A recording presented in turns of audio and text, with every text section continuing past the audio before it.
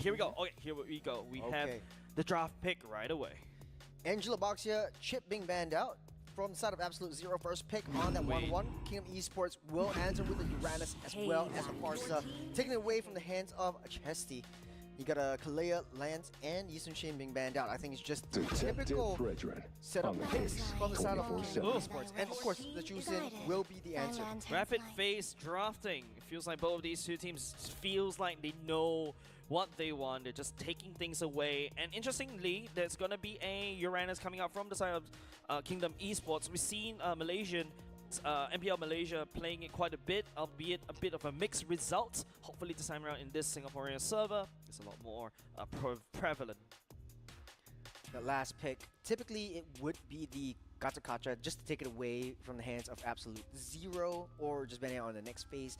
Gacha works in terms of a zoning potential, and it's pretty much 100% pick rate from the previous match as well. So will Lawsy want to go for this? No, will be the Irithel, secure it for a grand. Yep, Irithel in this particular patch does have a lot of heavy damage. In the early game, you're at least able to dodge the first skill of the 1-1 because you don't want to give the 1-1 the weakness points. But once you hit a critical mark when you get your House Claws, you're basically online, and you could just do a lot of damage. You also poke, AoE pokes, if you actually land down your first and second skill together. The underrated part about Irithel is that burst, that roar into the rain of arrows. Rain and arrow, then the roar first, actually. Yeah. Rain of arrow, whatever it is. It just hurts. And to someone as squishy as 1-1, but mobile, I think this is a right answer. It's very difficult to catch that Irithel. And Farsa, to that respect, you're just moving, rolling around. Interesting. Lapu Lapu getting banned away this time around by the side of Kingdom Esports. It might be the CC as well. Yeah. Just to make Uranus have an easy time. Yeah, definitely. I think CC is definitely on the banning books. But it's like, oh, sorry, it's not Sammy. That is Sammy as the coach right there. You see on screen, but it seems I think analyst, yeah. Yeah, I think Isaac Frost also in the fray as well regarding the coaching team as well. Absolute Zero, a good point as well. There's not a lot. There's not a lot of support staff for them. It's just going to have to rely on the players of Absolute Zero to be able to draft this one out. Last pick, my bet is ban out the CC and just full Fire Force with the Uranus. You could potentially counteract by having an immovable force and an unstoppable object with an Esmeralda or even the glue. Something like that. Yeah. But the Arlong will be taken out. Yeah, now that you mention it, there's also the Esmeralda that's been played by MPLPH side, right? So, and Esmeralda, technically speaking, can match against aggression of a Uranus. Here you go. You see Yawns finally getting taken away. But you know, back in the good old days when Team Clash first debut, Yawn, he showed that he can only play assassin junglers, but no, all of a sudden he plays an Akai jungle in the game. But of course, unfortunately, the Fredrin, the next best slot in terms of the tank junglers, the Baxia gets taken away. So I'm excited to see what Kingdom Esports have to pick. It needs something very high rotation speed and gets into team fights super early. It might be the Joy as well. So that is the rock that's picked up by Lawsy. Their side, that's the Franco and the CC. So CC natural target, natural counter towards the Uranus. I think Kingdom Esports is baiting that CC to come out. The last pick onto the jungle. The Amon is still wide open. Might be a possible target onto the 1-1 as well as the Jusin. A little bit difficult to execute, or it might be easier because of dangerous grass, if I would say so myself. The dangerous grass actually is very good for the 1-1, right? The fact is, after you land on the damage... in, out, and then give vision. Yeah, you actually give a lot of vision. In theory. It works, actually. Because of the amount of grass, some people can use that to basically play around the grass to basically deny one basic attack. But sometimes one basic attack is all you need, right? If the 1-1 actually reviews most of the people, then it's just easy pickings. I remember this. Awesomeness. You talked about Akai. Yeah, I did. And there we go. So it's a wall-to-wall combo with the heavy spin. Yeah, like with the Akai, with the Grok, there's a lot of hard CCs coming out from the side of Kingdom Esports. But hold on a second, they're switching around. Okay, confirm Yawn on the Akai tank jungler against the Fredrin, the heavy spin into the wall. And don't forget, right now with the dangerous grass, it could just be anywhere. And now, from the side of Absolute Zero, the only way they got up on the map is to juice in the first skill of the 1-1 and perhaps the Iron Hook. Yeah, this game is really... my eyes are on Lawsy. It just really shows the extent of his prowess on many roam heroes, typically the setups. And for Grok, it is a very hard aggressive hero in the early game, building up walls, disrupting their targets, and trying to set up with a tectonic charge. But yeah, draft is all set. Personally, I'm favoring Absolute Zero's draft, easier to execute, and everyone knows their place. But for Kingdom Esports, it's a little bit all over the place, but they do have an idea as we jump into game number 2, or match number 2. Yep. With Absolute Zero versus Kingdom Esports. Yeah, finally the Challenger Qualifier team that graduated into MPL seeded going up against Kingdom Esports. And don't forget, Kingdom Esports, like what I mentioned, I really want to see whether they're just a bunch of paper tigers or they're really tigers themselves. It's a little bit of a slow farm between both of these two tank junglers, but it's a tank jungler versus a tank jungler. To this respect, faster rotation speed, I would say down to Kingdom Esports just because they have the advantage of a Farsa. The Lethal Wanderer coming back up. This will be the Iron Hook missing as they're getting pulled back. Oh, looks like Fake Cutie actually got that lethal. Ton of damage onto Fake Cutie already. Yawn, don't forget, the passive does allow him to do quite a bit of damage. Losey, because of their review, does get quite a bit of XP for himself, so he's definitely going to be happy for that one. Dr. Insanity just keeping busy at the bottom side. I don't think both of these two Iron Giants will be in harm's way. The yo-yos aren't going to tear Dr. Insanity apart. Now, the quick little rotations, and I'm really just guessing on the top side, it does look like Earthdown has the upper hand in terms of against 1-1 in the early game. Oh, that's a pull. Onto Yawn is going to disrupt him a little bit. I think it's still on phase, right? Yeah. The tank junglers are not exactly as affected as compared to an assassin jungle. But in terms of the map rotations right now, it's a lot more aggression coming out from Losey right there. That's a first blood. Don't forget, Grok, early game, does a lot of damage. Wrong place, wrong time. A little bit close to the brushes as Losey just showing a lot of prowess in terms of like, hey, I've got it. I've got that confidence. Come in and let's get this kill. Yeah, and that's the scary part, right? When you play against especially when you play against Losey. Play against a Losey. A Losey. Yes, when you play against a Losey, this is exactly what you expected, right? Absolutely disrespect. You don't really need a little bit of a Dr. Insanity. Dr. Insanity just slicing Vendetta with Ionic Blades. And now Losey tagging onto Fake Cutie as well. And all of a sudden, Absolute Zero goes into a turtle fight that's not exactly ideal. Dr. Insanity zoning out. Fake Cutie half HP already. Oh, they're so thick. Kingdom Esports are just tanking every single one of them. It's just a lot of damage coming down, getting pulled back. Dr. Insanity will not be phased. Ooh. Here comes the ultimate from the side of Dr. Insanity, and don't forget, Fake Cutie goes down for that one. Welcome to MPL. Literally, that's what Kingdom Esports said. Yawn confidently takes down Turtle. Now they're ramping up the tempo a little bit more. You have a little bit more movement speed. The hooks aren't going to be phasing Kingdom Esports at all. It's FMM, his positioning, his speed, and his prowess just pushing everyone back with the Feather Airstrike in to take that Lord. Yeah, but Churros, Franco into this kind of matchup. Oh, hold on a second. Man. That's a lot of damage coming out from FMM as well. The flicker from the side, Nomad has been committed. Losey will trick for the same, but still murder has been accomplished by the side of Kingdom Esports. Whenever you're too close, I think Losey just he knows the limits of these heroes. He's just, I wouldn't think that he would go for this kill, but he's very aggressive. He knows the limits. He just takes it and he leaves nothing to chance. It's all intentional. And he's 201.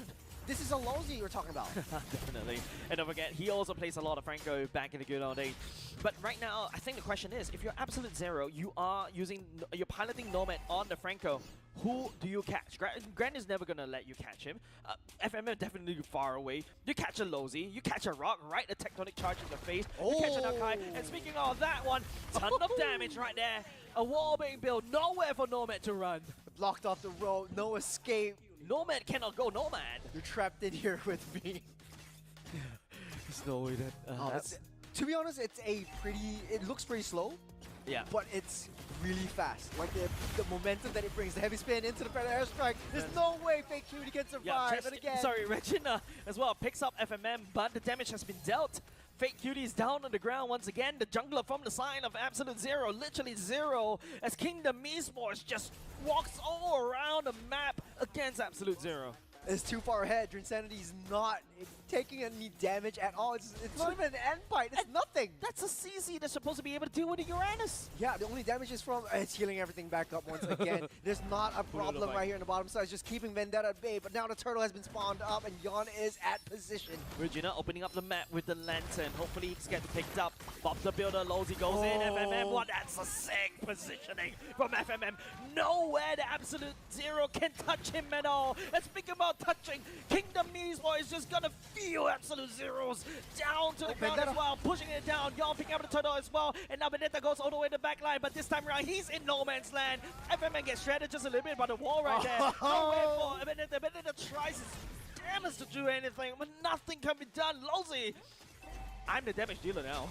Losey is just so annoying. No place of escape. The way he uses his walls is on a different level. He's just walking. It doesn't seem intentional, but every single wall built is a hero killed. Yeah, like Losey needs to change his job.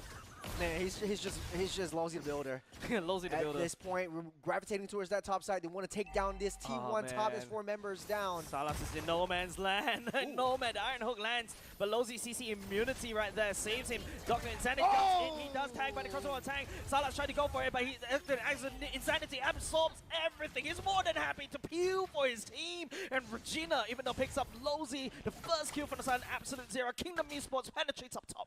The sacrificial lamb. It's all worth it. And the jump, the pounce, the push into the turret, he goes. Oh my god!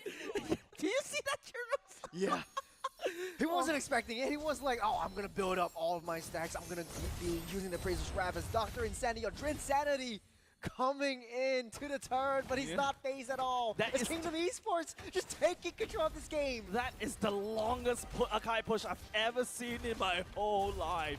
Imagine getting pushed from your right underneath your turret all the way to the enemy's turret. Man, that must feel good if you're Yon. We're slowly shifting into high gear now. 6 minutes on the clock as Kingdom Esports just dominating this game. Drinsanity building up that stacks and keeping it up online. There's no worry that Absolute Zero is able to take anyone down. Oh, FMM though, not too soon. Trying to do something. FMM, that's a nice knockup by the side, but FMM limps away to fair the airstrike to Zone Fake Cutie from any form of idea of actually touching Kingdom Esports' backside. But Nosy, on the other hand, alongside with Grand with the Heart's Claw, chases down Absolute Zero. There's no response coming up from Absolute Zero. Granddaddy Lonzy just giving up those kills as well. He's so far up ahead. He knows the limits. He's just giving everything up into the rest of his team. That is a team player that we're talking about in Kingdom Esports, just really showing us why people and teams are so afraid of them. I'm afraid of Losey right now, but hold on a second, that's a taunt right there. We'll be able to find Regina, will be able to find Grant right now. Fake Cutie stepping forward just a little bit. Don't forget, it's also going to be damaged by the side of Salas, but Fake Cutie will finally claim Losey's head. Fake Cutie slowly but surely building up those defensive items. All they need to do is try to tank the damage and the crowd controls that Losey will dish out. So he's going for the Radiant Armor or the, I think that's Radiant Armor. So he's going for the Radiant. So Losey will have a lot of damage, especially against the Juicin, to be able to mitigate that crowd control effect. Yeah, Dr. Insanity is just going insane, right? Literally going Insanity. Yeah, right there. He's just tanking onto the CC. CC he just barely tickles Dr. Insanity. He's going to heal everything all the way back up. Debating them as FMM is right around the corner. He's got spotted out by Regina, though, with the lantern. Losey in position, very far away. So this is a little bit different. They're leaving Grant to their own devices. Losey is playing away from how Irithel is. They know every part of the jungle and where every hero of Absolute Zero is. They don't really need to babysit Grant anymore. He's just a grown man. Yeah, if you're Absolute Zero, you must be feeling exasperated, right? Whatever you're throwing at them doesn't hit the wall. Nomad and Iron Hook may actually bit them on the backside at the same time. FMM, but the airstrike going in. Dr. Insanity jumping into 4. He is insane. He activates a consecration, and it doesn't really matter because Absolute Zero gets zoned away. Kingdom Esports takes up top turret. They want to burst that bubble as the traction. Oh, Nomad just disappeared. The damage from Grant is right there. Berserker's Fury, it's just so much damage. Here comes the Iron Hook, but to no avail as well. And now this time around, Absolute Zero will get jumped upon by the side of Kingdom Esports. FMN, the feather airstrike, absolutely free, shoving down Absolute Zero's throat. There's no form of defense against Absolute Zero. They're layering everything in. This is just a all-out brawl from Kingdom Esports, and that's why they love it so much. There's not a lot of action taken from Absolute Zero. They're just going in, they're just trying their best, and they can't tank the damage that comes out from that Barca and the Irithel, and just seeping into that late game. First Lord of the game will not be contested, because look at where Insanity is. Dr. Insanity. He's still alive. Still alive. Activates the Vengeance this time round. Unfortunately, he will go down. FMN comes in with a feather airstrike to try to continue the zone as Kingdom Esports aims to take the Lord for themselves. Absolute Zero, no answer. Oh, they waited for the right time, so immediately waiting for this wave to build up before the Lord charges in at 10:44. So this is a very, very slow push that Kingdom Esports wants to build up. It's a very smart move. Absolute Zero, all they can do is just pick off. The Iron Hooks are not going to do anything. Look at Nomad, 0-6-2. Every single Iron Hook just lands in disaster for himself instead of Kingdom Esports. Yeah, and feels like Nomad is just, the Iron Hook is actually a gap closer for Kingdom Esports instead, right? Exactly what the question I threw at you, right? I do have another question I want to throw at you. The Wan. Why is it so prioritized? Because it's not doing so well. I mean, this is just absolutely a disaster for a 1-1. There's nowhere that you can run and jump around because, you know, Lawsy builds up a wall. Yep. You can't jump over the wall because it's just way too short a distance unless you aim it properly. For the airstrike right now, I'm going to answer that question just a little bit more. That's the power of FMM, right? The genius boy himself zoning out, allowing Kingdom Esports to take down mid. Now, to answer the question about the 1-1, 1-1 is just actually powerful, but I think facing up what Kingdom Esports is, they've already prepared a 1-1 answer in the form of Dr. Insanity's Uranus, the Akai, and even Lozy. It's just too difficult at this point for Absolute Zero to really climb their way back up. There's not a lot of high ground control. It's always very single target. Missing the Iron Hook once again as the Lord crashes down on T3 top side. It's Kingdom Esports very passively waiting for an answer, waiting for Lawsy to make that charge. It's Insanity way too deep. You got a wall being built up. Dr. Insanity once again playing with fire. Goes in the Lord, will be dealt with right now. Salas needs to try to jump up into the air, but will not be able to find onto the weakness point. Juicin landing down the damage, and here he goes. Here comes the deadly catch onto Lozy right here, and hopefully Salas will be able to jump onto the air, but the damage coming off of Fake Cutie will be there. The Appraiser's Raz jumping in, and Dr. Insanity and Lozy has to limp away. FMN up with the damage, but Nomad gets him busted down. How is Kingdom Esports still alive? How is Lawsy still alive? He's bursted his immortality. He's still going in. Insanity taking a lot of damage. Finally goes down. Feather airstrike comes up again. Feather airstrike going in, but Vendetta will be there. But look at Vendetta just barely taking in FMM, and over the sudden he gets knocked out for his door. That wall right there, Grant landing down the crossbow right in the middle of his head. Kingdom Esports taking the charge. T3 down, broken. I think FMM playing that Farsa, creating that space and creating that zone, just having a artillery, having a wall, you're essentially building a castle. And Kingdom Esports is just pushing the limits of what their heroes can do. Juicin? Yeah. You talk about a castle, the wall is there, the artillery strike is there, you've also got your archer. And you've also got a panda. A panda in a castle. This is the kingdom for you. Yeah, literally. It's just so tough for the side of Absolute Zero. A lot of pressure on Salas, right? Earlier just now wasn't able to proc any form of crossbow attack. It's going in for the normal attack speed, Demon Hunter Sword, and also the Malefic Guns. But the problem is about this build is that you don't really have a lot of... Your damage is only tickling, especially against Kingdom Esports. But looking at what Kingdom Esports has been packing, they are super techy boys as well. That's a quick blitz onto the Lord. Going to hands of Kingdom Esports, Absolute Zero. No way that they can contest this. I think the only saving grace is that they still have one turret down at the bottom side. I believe that it is way too difficult to climb back up. All of their heroes are single target. There's not enough AoE to be able to clear Yang, clear Lawsy together without dealing with Insanity as well. Yeah, so it's just difficult for all of them. What is the win condition? I think if they are able to find Grant and FMM at the same time, they might be able to do it. And do you think Kingdom Esports is going to allow that? No, small little mistake? look at how they're playing, right? Lozy leading the charge right here. Better airstrike for the side. FMM fake cutie jumps all the way to the back line. Hopefully to try to do that one. And Yon focusing down bot right there. The Lord is actually pillaging onto the core. Kingdom Esports leading the charge. Fake cutie right there, trying to hold on as much as possible. But the Lord is just slicing and dicing onto the base of Absolute Zero as Kingdom Esports picks up game number 1.